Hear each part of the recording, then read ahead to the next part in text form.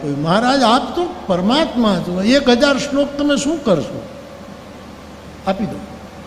એટલે એમ કહે છે 300 શ્લોક ત્રણેયને આપ્યા, 900 આપી. પછી 100 શ્લોક રહ્યા. શિવજી ઊભા થવા માંડે, બસ હવે તમારો કઈ લોભ અટકશે નહીં. બોલે નહીં મહારાજ, 100 વેચી આપો.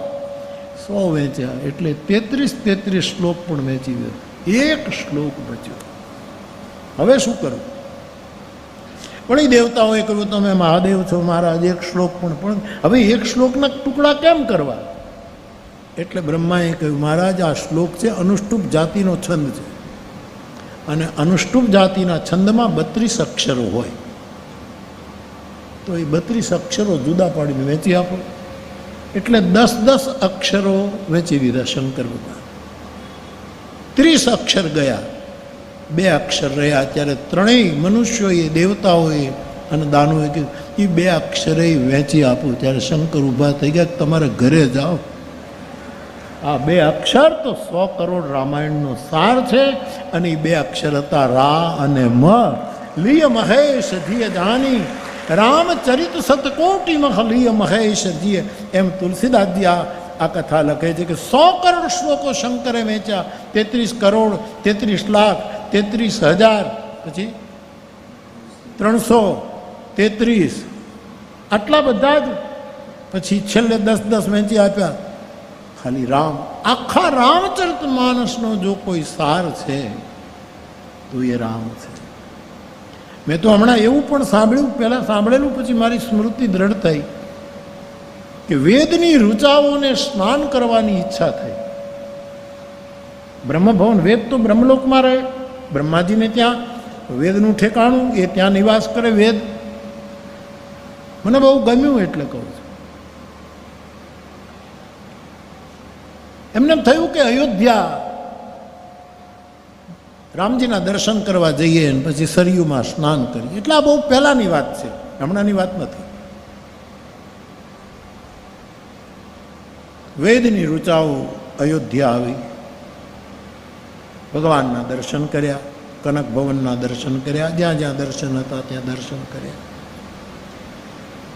પછી આ વેદની ઋચાઓ થોડુંક રોકાણી, અને પછી નીકળતી વખતે નક્કી કર્યું કે હવે છેલ્લું સ્નાન સરયુમાં કરીને આપણે નીકળી. જેટલો સમય રોકાણા પછી આ વેદની ઋચાઓએ સરયુ જળમાં સ્નાન કરીને જેવા બહાર નીકળ્યા, એ ઋચાઓ બધી ચોપાઈઓ થઈ ગઈ.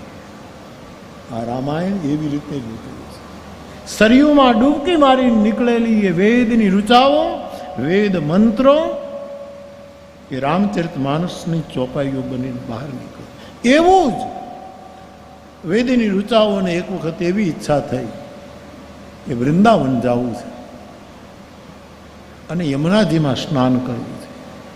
એ ઋચાઓ વૃંદાવન આવી, યમુનામાં એમણે સ્નાન કર્યું, અને સ્નાન કરી નીકળી. પછી 18,000 ભાગવતના શ્લોક થઈ ગઈ. એ શ્લોકોમાં રૂપાંતરિત. સૌ મહાપુરુષો પોતપોતાના ગ્રંથને આ રીતે મૂલવે. પણ હું આ 2 વસ્તુને તો મારો મારો માયલો પણ આ પાડે છે કે આવું બની શકે, આવું બની શકે. એટલા માટે આ રામચરિત માનસ એ વેદમય છે, બ્રહ્મમય છે. આપણે ત્યાં સંસ્કૃતમાં એક બહુ જ મોટા મહાપુરુષ થયા, જેમણે ઉત્તર રામચરિત માનસની રચના કરી, ભવભૂતિ. ભવભૂતિ એમ કહે છે કે વિંદેમ દેવતા વાચમ.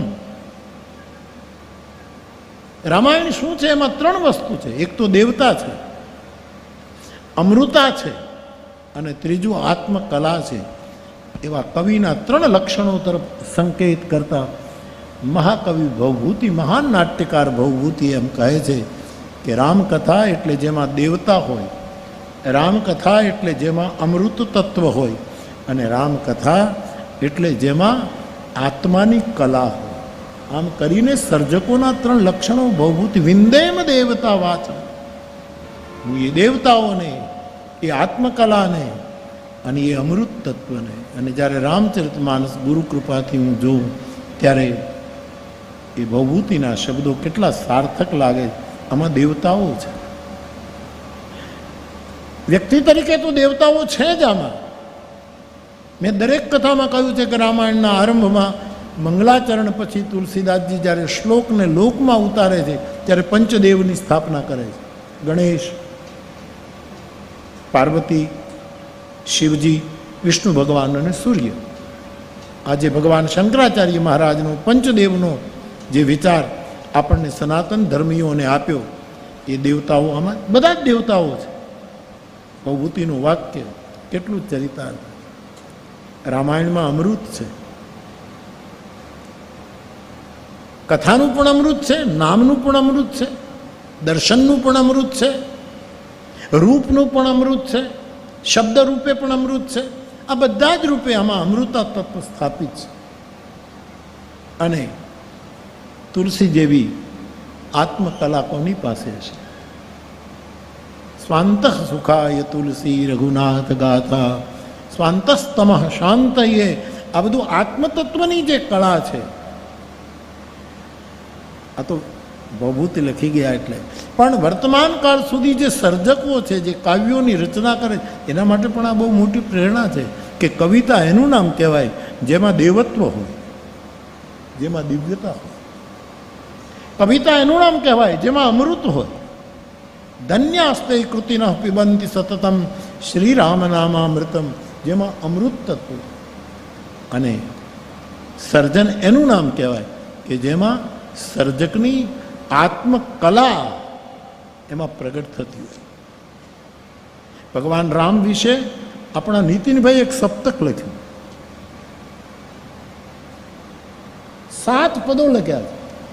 કેટલા દિવસ પહેલા હું જોતો હતો કે રામ વિશે આપને શું કહે, ત્યારે મને એમ લાગે કે કવિની આત્મકલા કામ કરી રહી છે. કવિની આત્મકલા 7 પદો, સપ્તક આખું રામનું. વાલ્મીકી હોય કે ભવભૂતિ હોય કે આવી તો કેટલી રામાયણો છે. બધાની પોતપોતાની રામ અર્ચના છે, રામ પૂજા છે, રામ દર્શન છે. એવા રામચરિતમાનસ 100 કરોડ રામાયણમાંથી શિવજીએ 2 અક્ષરનું નામ પકડ્યું છે, રામ. આખા રામચરિતમાનસનો સાર એ 2 અક્ષર છે. પરંતુ એ સાર સુધી પહોંચવા માટે મારે તમારે ઘી પ્રાપ્ત કરવા માટે જેમ ગાય પાળવી પડે, ગાયને ચારો નાખવો પડે, ગાયને આપણે દૂધ પ્રાપ્ત કરવા માટે વાછરડું જોઈએ. વાછરડું જ્યારે પછી વાત્સલ્ય ફૂટે ને આપણું બોઘરું ગાય ભરી દે, પછી એ દહીં એને જમાવવું પડે, પછી એ દહીંનું મંથન થાય, પછી એમાંથી માખણ નીકળે, માખણ ચૂલે ચડે અને એમાંથી ઘી જ, અને ઘીમાંથી કીટું કાઢી નાખવું પડે અને પછી શુદ્ધ ઘી એનો સાર છે. એમ 100 કોટી રામાયણનો સાર છે. પરમાત્માનું મંગલમય નામ રામ, એ રામકથા એનો સાર છે એવું તુલસીદાસજી લખે છે.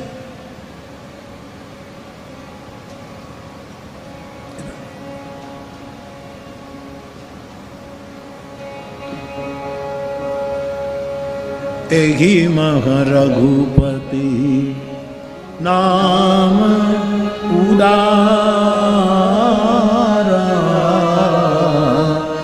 અતિ પાવન પુરાણ શ્રુતિ સા. તુલસી કહે આમાં રામનું નામ છે અને તમામ શ્રુતિ અને વેદો અને તમામ ગ્રંથોનો સાર છે. રામના સાર અંશ સંમત સબહી કી આરતી શ્રી રામાયણજી કી. એવા રામચરિતમાનસની આ રામકથા મારા તમારી સાથે 9 દિવસ માનસમાં રામકથા કઈ રીતે કહેવાય છે એ વાતને કેન્દ્રમાં રાખીને સંવાદ કર્યો. બાકી અનેક કથાઓ, કેટલી કથા, કેટલા હજાર શ્લોકમાં ભૂસુંડી રામાયણ છે સંસ્કૃતમાં. આટલા બધા શ્લોકો. આપણે જે ભૂસુંડી રામાયણ એ તો માનસ અંતર્ગત એ સાર રૂપ છે. બાકી ભૂસુંડી રામાયણ એક બહુ જ મોટો સંસ્કૃતમાં બૃહદ ગ્રંથ છે. એમાં રામના ક્યાંક કાંડ શબ્દ છે, ક્યાંક યોગ શબ્દ છે, ક્યાંક વિભાગના જુદા જુદા. પણ માનસની અંદર રામકથા 27 વખત શબ્દ જ્યારે પ્રયોગ થયો છે ત્યારે એ રામકથાનું રૂપ કેવું છે. આ ભૂમિને રણછોડદાસજી બાપુએ પણ ધન્ય કરી. બાપુ પધાર. અને આજ પણ એમનું રામજી મંદિર આ ભૂમિની દિવ્યતાનું સાક્ષી છે. તો રામાયણ પણ અહીંયા ધરબાયેલી વસ્તુ છે. તો માનસના આધારે રામકથાનું ગાયન આપણે 9 દિવસ એનો સંવાદ કરીશું, સાથે મળીને વાતો કરીશું. મારે કોઈ ઉપદેશ આપવાનો નથી, એ આપણું ગજું નથી. આદેશ પણ આપવાનું નથી, એ પણ આપણું ગજું નથી. અમારી સાધુ પરંપરામાં જે સંદેશ ઉતર્યો છે એ સંદેશ એક ડાક્યા બનીને તમારા હૃદય સુધી પહોંચાડવા માટે આ આખો ઉપક્રમ છે. કથા માટે જ કથા છે. એવા હેતુ સાથે આપણે આગળ વધીએ. ત્યારે રામકથાનું મહાત્મય ગાવું પડે એવું અમારી કથાનું નિયમ, કે પહેલે દિવસે વક્તા હોય એ મહિમાનું ગાન કરે, માતમ એનું ગાય કે આ કથા શું છે. તો રામચરિતમાનસનો અપાર મહિમા છે અને આજે તો ઘર ઘરમાં જ નહીં પણ ઘટ ઘટ સુધી પહોંચે છે એવું આ પરમ શાસ્ત્ર રામચરિતમાનસ. એનો મહિમા કેટલો ગાઈએ. કથા અનંત છે, નામ અનંત છે, પરમાત્માનું રૂપ અનંત છે, આમાં વપરાયેલા શબ્દો અનંત છે, જેનો કોઈ દિવસ અંત નથી. એવી રામકથા તુલસીદાસજી એની રચના કરે છે અને 7 સોપાન એ કથાને એ ગોઠવે છે. મેં અનેક વાત કહ્યું છે, આપને બધાને ખ્યાલ છે કે વાલ્મીકીજીએ રામાયણ લખ્યું. મૂળ તો વાલ્મીકીજીએ લખ્યું, આદિકવિ છે. એમણે પ્રત્યેક વિભાગને કાંડ નામ આપ્યો છે. બાલકાંડ, અયોધ્યાકાંડ, અરણ્યકાંડ. લંકાકાંડને બદલે એમણે યુદ્ધકાંડ શબ્દ વાપર્યો છે, કાંડ શબ્દ વાપર્યો. તુલસીદાસજીએ કાંડ શબ્દનો પ્રયોગ નથી કર્યો. એ બહુ સારું પણ કર્યું મારી દ્રષ્ટિએ, કારણ કે કાંડ શબ્દના અનેક અર્થો આપણે ત્યાં વર્તમાન જગતમાં થઈ રહ્યા છે કે આ કાંડ થયો ને આ કાંડ થયો ને આ કાંડ. તુલસીદાસજીએ સોપાન શબ્દનો પ્રયોગ કર્યો કે 7 પગથિયાની આ નિસરણી છે. રામાયણ એટલે શું? દાદરો નહીં. આપણે બધા જ જાણીએ સૌરાષ્ટ્રમાં દાદરો હોય તો એક જગ્યાએ ખીલાથી જડી દીધો હોય. નિસરણી એને ગમે ત્યાં ફેરવી શકાય. આ દિવાલે મૂકો, ત્યાંથી આ દિવાલે મૂકો, ત્યાંથી આ દિવાલે મૂકો, કેટલી જગ્યાએ.